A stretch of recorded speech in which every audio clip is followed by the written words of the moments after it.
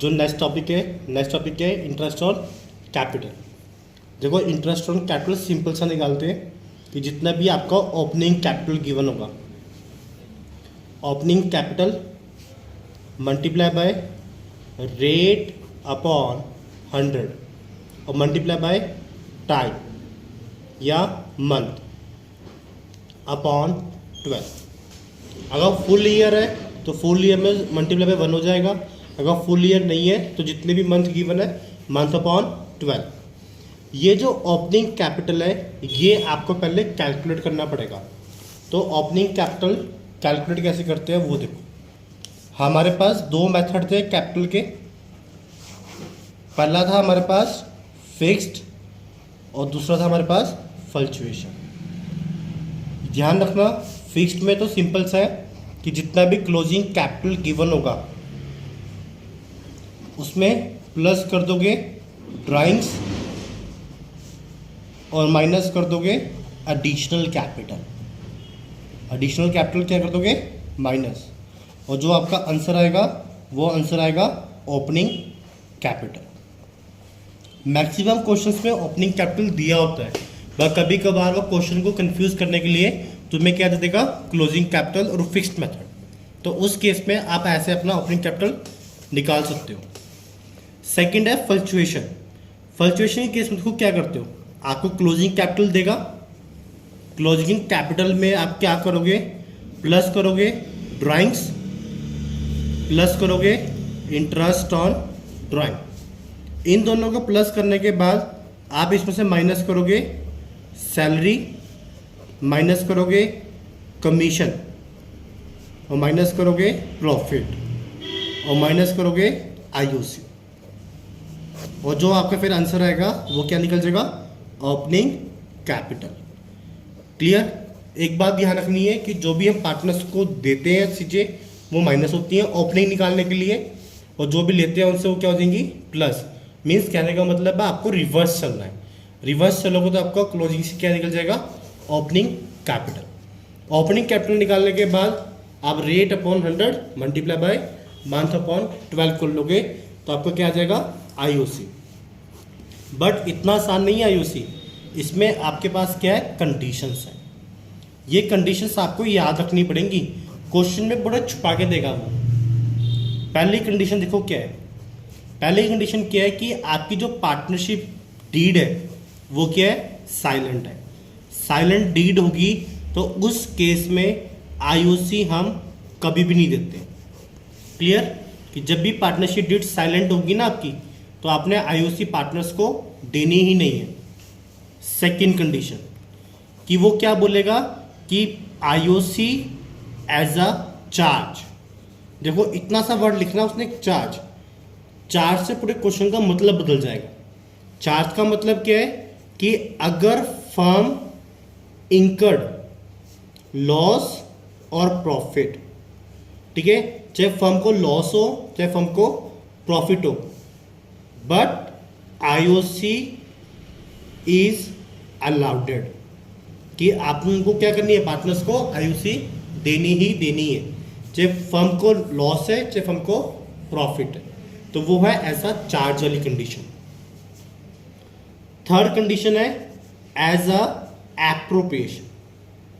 देखो उसने एक वर्ड ही चेंज करना है, एक वर्ड से पूरा क्वेश्चन का मतलब चेंज हो जाएगा। यहाँ पे चार्ज डालना है, यहाँ पे साइलेंट डालना है, यहाँ पे एप्रोप्रिएशन डालना है। साइलेंट डाल दिया तो आईओसी देनी नहीं हमने, चार्ज डाल दिया चाहे फर्म को लॉस है चाहे फर्म को प्रॉफिट है। ये जो लॉस प्रॉफिट की बात कर रहा है ये नेट लॉस और नेट प्रॉफिट की बात कर रहा है, ठीक है, तो उसको दे देना आईओसी।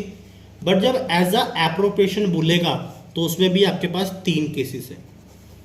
एप्रोप्रिएशन में पहला केस बोलते हैं कि if firm incurred a loss, तो लॉस के केस में हम आईओसी नहीं देते। एक बात याद रखना, कंफ्यूज मत हो ना, यहाँ पे उसने चार्ज बोला था तो लॉस में आईओसी दिया, बट यहाँ पे क्या बोल रहा है एज अ एप्रोप्रिएशन। तो एप्रोप्रिएशन में जब भी लॉस होगा तो मैं आईओसी नहीं दूंगा। क्लियर।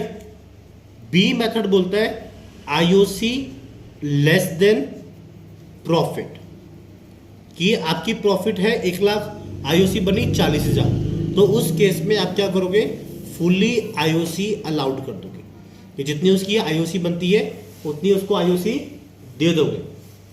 लास्ट केस वो सबसे इंपॉर्टेंट है, जितने स्टार लगा सकते हो लगा लो। ये कंडीशन क्या है? IOC more than profit. देखो ये केस ना सबसे इंपॉर्टेंट केस है, पेपर में मैक्सिमम ये केस डालता है वो कंफ्यूज करने के लिए। ये आपको बताएगा भी नहीं, आपको खुद देखना पड़ेगा कि मान लो आपको आपकी आईओसी आ गई 1 लाख, बट प्रॉफिट जो है आपका वो सिर्फ 60,000 है। अब मैं कैसे दूं? 60,000 कमाया, 1 लाख में आईओसी नहीं दे सकता। तो उस केस में आपको कौन सा केस लग गया? IOC more than profit. तो इस केस में देखो किया क्या जाता है, आप क्या करोगे? फर्स्ट ऑफ ऑल आप अपनी आईओसी कैलकुलेट कर लोगे। आईओसी कैलकुलेट करने के बाद आप क्या करोगे? आईओसी रेशियो बनाओगे। क्या बनाओगे? IOC ratio. और आईओसी रेशियो में आप सारा प्रॉफिट क्या कर दोगे? डिस्ट्रीब्यूट कर दोगे। सबसे इंपॉर्टेंट केस है ये आईओसी मोर देन प्रॉफिट।